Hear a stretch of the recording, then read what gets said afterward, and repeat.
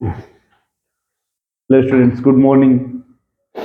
हम लोग देखेंगे भाई, हेडिंग लिखो आर एस अब्सोल्यूट कॉन्फ़िगरेशंस। एक हेडिंग है आर एंड एस, इसको बोलते हैं अब्सोल्यूट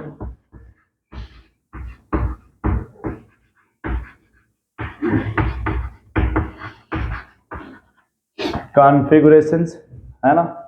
आर मीन्स होता है रेक्टस। ये जो आर है ना, आर मीन्स होता है रेक्टस, और रेक्टस मीन्स होता है राइट हैंडेड, और एस मीन्स होता है साइनेस्टर। एस मीन्स साइनेस्टर, जिसका मतलब होता है लेफ्ट हैंडेड, है ना। तो यदि कोई राइट रोटेट करेगा आर बोलते हैं, एस रोटेट होगा लेफ्ट बोलते हैं, है ना। तो इसमें देखो होता क्या है कि दो टर्म होता है, एक को बोलते हैं हॉरिजॉन्टल लाइन और एक को बोलते हैं वर्टिकल लाइन, है ना। एक को बोलते हैं वर्टिकल लाइन। वर्टिकल का मतलब होता है कि जो इस टाइप की लाइन होंगी इसको वर्टिकल कहते हैं, और जो इस टाइप की लाइन होती है उसको हॉरिजॉन्टल बोलते हैं। या आप इसको कह सकते हैं top to bottom, top to bottom. इसको कह सकते हो लेफ्ट से राइट, ठीक है। तो टॉप टू बॉटम जो होता है वर्टिकल कॉलम होता है, इसको बोलते हैं वर्टिकल कॉलम, और लेफ्ट से राइट वाले बोलते हैं हॉरिजॉन्टल कॉलम, हॉरिजॉन्टल कॉलम। अब देखो यहां पे कहते इफ फोर्थ प्रायोरिटी इज, इसमें भी इफ फोर्थ प्रायोरिटी इज, तो ये टॉप टू बॉटम है ना, यानी if fourth priority is vertical line is present on, यहां भी प्रेजेंट ऑन। अब यहां पर हो जाएगा ये वर्टिकल लाइन, वर्टिकल लाइन, और ये हो जाएगा आपका हॉरिजॉन्टल लाइन। तो यहां कह देंगे देन मूव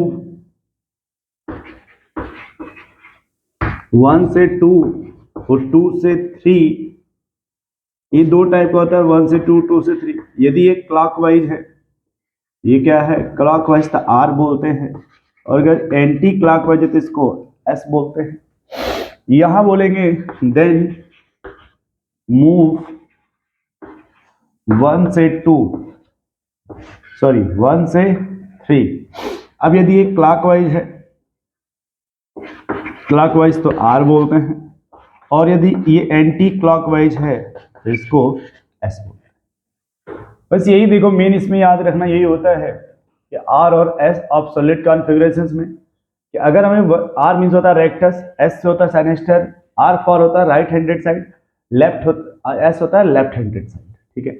आपने कहा कि एक होता है सर वर्टिकल कॉलम, एक होता है हॉरिजॉन्टल कॉलम, अगर मिला दीजिए इसको तो मान लो ऐसे बनेगा, ठीक है। तो ये हो गया आपका हॉरिजॉन्टल कॉलम, ये हो गया आपका वर्टिकल कॉलम, ये आपका हॉरिजॉन्टल कॉलम।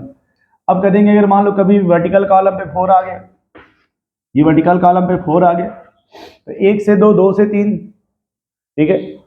1 से 2, 2 से 3 जाओगे।